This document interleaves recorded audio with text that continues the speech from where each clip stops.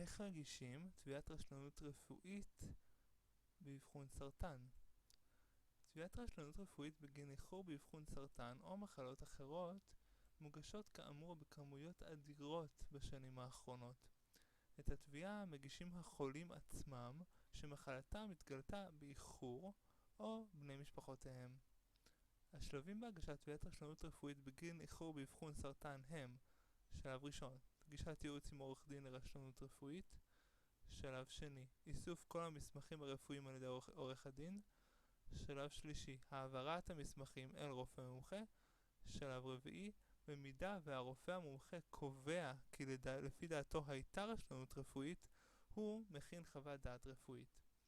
שלב חמישי, עורך הדין מכין כתב תביעה ומצרף אליו את חוות הדעת הרפואית. אם עורך הדין מעריך את תביעת רשלנות רפואית בפיצוי נמוך מ2.5 מיליון שקלים, היא תוגש לבית משפט השלום, ואם הוא מעריך שהיא שווה למעלה מכן, היא תוגש לבית המשפט המחוזי. שלב שישי, עורך הדין מנהל את התביעה בבית המשפט במטרה להשיג פיצויים עבור הלקוח.